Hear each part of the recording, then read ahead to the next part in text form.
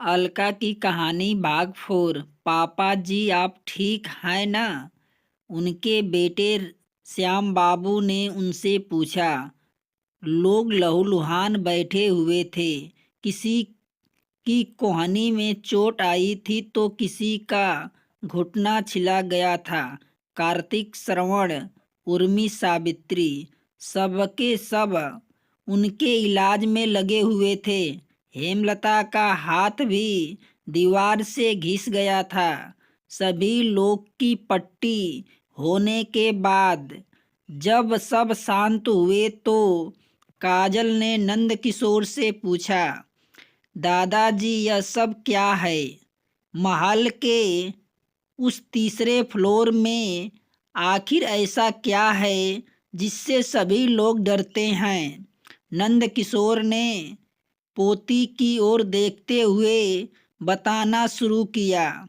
अभी वर्तमान में महल के उस फ्लोर में ऐसा कुछ भी नहीं है, पर कभी हुआ करता था। वह इन सब के डर का कारण है।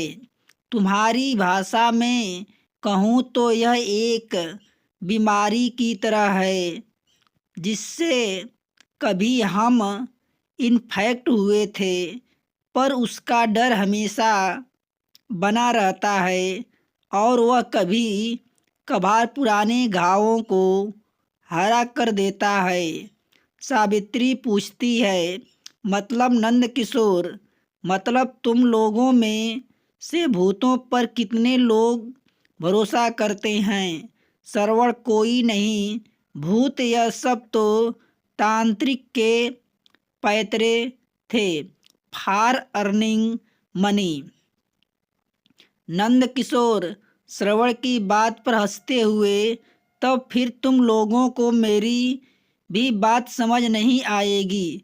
यह कहकर वह जाने लगे कि तभी एक बार फिर वैसे ही चीख सुनाई दी, पर इस बार यह चीख ऊपरी फ्लोर से नहीं बल्कि महल के नीचे से आई थी। सभी लोग दौड़कर नीचे पहुँचे। नल के पास रागिनी बेहोश की हालत में पड़ी हुई थी।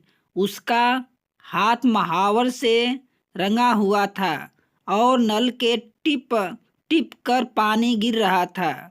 रागिनी को होश में लाया गया। वह होश में आते ही कुछ बड़बड़ाने लगी और अलका से लिपट गई। अलका उसके हाथों का महावर देखते ही समझ गई कि यह सब उसी ऊर्जा का किया धरा है, पर वह तो बोतल में कैद है। फिर यह सब कैसे कर सकती है? कहीं वह दूसरी शक्ति पर उसका रागिनी और मेरे परिवार से क्या लेना देना? अलका ने रागिनी को गले से लगा लिया और उसे शांत करने लगी। बाकी सब लोग परेशान थे, पर इस स्थिति में भी अलका नंद किशोर की तरह शांत, जो नंद किशोर को काफ़ी हद तक अटपटा लगा, क्योंकि इन सब की सच्चाई जाने बिना कोई इतना शांत नहीं रह सकता था। रात से सुबह होने को आई थी। एक और डरावनी रात कट गई थी। लोग फिर से विवाह की तैयारी में लग गए थे। आज चंदन महल में मेहंदी का फंक्शन था, जिसकी जोर शोर से तैयारी की जा रही थी। अलका की निश्चितता नंद किशोर को हैरत में डालने वाली थी। उन्हें भी अपने डर पर नियंत्रण पाने में बहुत समय लगा था, पर वह इतनी छोटी सी उम्र में ही इतनी स्थित हो गई, यह कोई साधारण बात नहीं थी। काजल दादाजी की अधूरी बात सुनकर कुछ नहीं समझ पाई थी। अगर महल में अभी कुछ नहीं था तो यह सब कौन कर रहा था? हेलो अलका, उसकी लोकेशन मिल गई, वह वहीं कहीं है। हाँफते हुई आवाज में डॉक्टर शंभू जी ने अलका को उसे ऊर्जा की इन्फॉर्मेशन दी। वह बहुत घबराई हुई लग रहे थे। उनकी आवाज में एक अजीब सा डर था। क्या हुआ अंकल? वह कहाँ है? उसकी लोकेशन कहाँ मिली है? इससे पहले कि वह कुछ बोलते, उनका फ़ोन कट गया। फिर अलका ने उन्हें कई बार कॉल किया, पर उधर से कोई जवाब नहीं आया। काजल नंदकिशोर और अलका के व्यवहार से बड़ी उलझन में फंस गई थी। उसे समझ में नहीं आ रहा था कि अब आगे क्या करे। वह अपने किताबों को उलटती बैठी हुई थी। महल में फंक्शन की तैयारी चल रही थी। बचे कुचे भी मेहमान आ गए थे। इस चहल पहल के बीच महल की भूतिया घटनाओं से डरे सहमे लोग भी जहाँ तक दिख रहे थे, मेहंदी का फंक्शन में शामिल होने अलका की ससुराल से भी 2 लोग आए थे। अशोक और अधिराज दोनों अनिकेत के खास दोस्त थे। अनिकेत अलका का होने वाला पति था। वह दोनों फंक्शन में शामिल होने के बाद ही महल में ताक झांक करने भी आए थे। अलका के ससुराल वालों को महल की कुछ रहस्यमयी बातों की भनक लगी थी। वह उसी की छानबीन करने आए थे। अलका अपने साथियों के साथ कमरे में बैठी हुई थी। रागिनी की स्थिति में ज़्यादा सुधार नहीं हुआ था। उसे कार्तिक ने नींद की गोली दे रखी थी, जिसके प्रभाव से वह सो रही थी। अलका, आज तुम्हें सच्चाई बतानी ही पड़ेगी। आखिर महल में यह सब हो क्या रहा है? उन तीनों कमरों का क्या रहस्य है? रागिनी के हाथों को थामे बैठी सावित्री ने विद्रोह के भाव से अलका से पूछा, हे, तुम लोगों को क्या लगता है कि मुझे इस महल के बारे में कुछ पता है? जो मैं भी इन सब चीज़ों से उतनी ही अनजान हूँ जितने तुम लोग। महल का 3रा फ्लोर, उसके 3 कमरे, मुझे इन सब के बारे में कुछ नहीं पता। तभी थोड़ी दूर पर सोफे पर बैठी काजल पूछती है, तुम लोग को जो पता है वह बताओ। अलका काजल की ओर देखती है, क्या पता तुम्हारा कहने का मतलब? काजल अलका को उत्तेजित होता देख थोड़ी सहमति है। वह बड़ा बॉक्स वाला बोतल और उसके अंदर की काजल बोल ही रही थी कि तभी अशोक और अधिराज भी वहाँ आ गए। उन दोनों को देख सब चुप हो गए। आइए बैठिए। कार्तिक उन्हें अंदर आने को कहता है।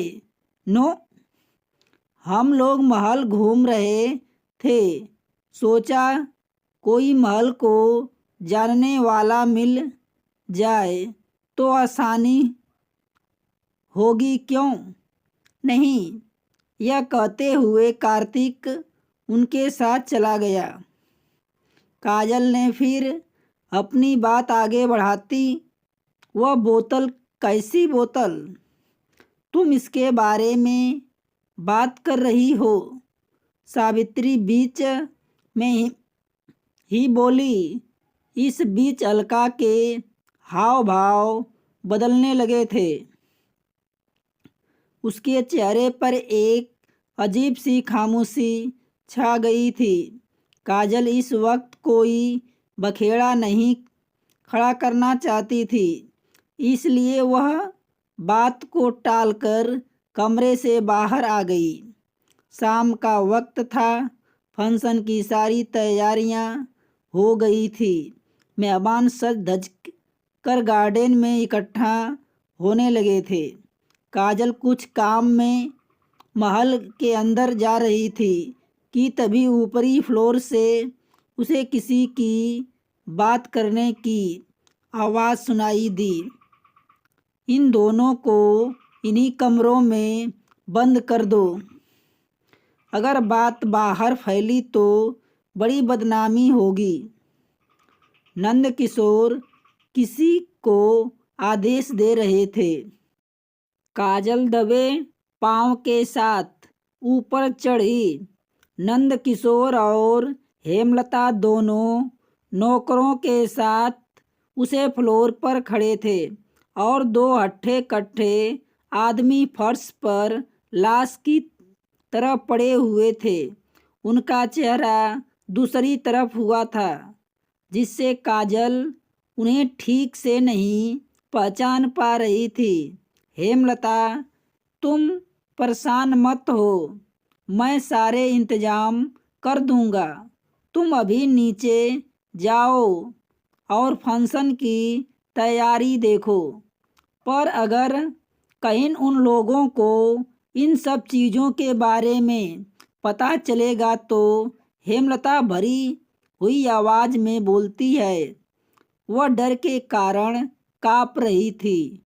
कैसे पता चलेगा? शादी के दिन तब यह लोग यहीं कैद रहेंगे और उनके बाद पता चलता है तो देख लेंगे। नंद किशोर ने बेटी को समझाते हुए कहते हैं, तुम लोग खड़े क्या हो, उठाओ और ले चलो। नंद किशोर नौकर को आदेश देते हैं।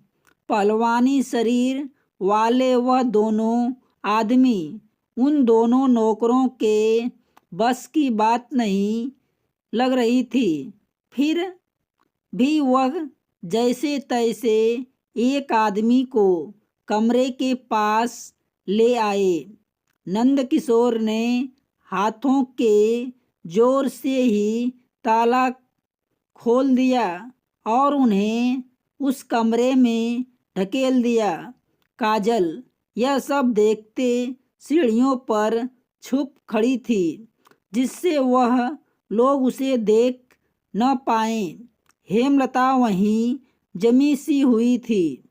एक तरफ उसे यह सब सही नहीं लग रहा था तो दूसरी ओर उसे बदनामी का डर था।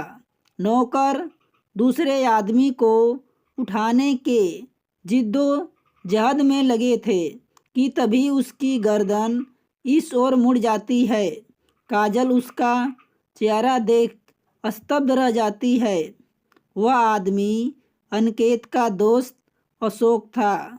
नौकर ने उसे भी जैसे तैसे कमरे तक पहुंचाया। नंद किशोर ने उन दोनों को कमरे में बंद कर दिया और बाहर से वही अभितांत्रिक ताला लटका दिया। काजल को जैसे ही उनके लौटने की आहट सुनाई दी, वह चुपचाप नीचे उतर आई। उसकी सांसें बहुत तेज चल रही थी। वह सीधी खड़ी नहीं हो पा रही थी। उसके पैर कांप रहे थे। चलो बेटा, फंक्शन शुरू हो गया। काजल नॉर्मल होने के लिए पानी पी रही थी कि तभी हेमलता ने उसे बाहर चलने को कहा। उसके हाव भाव एकदम बदल चुके थे। थोड़ी देर पहले घबराई हुई हेमलता इस वक्त अजीब सी शांति में थी।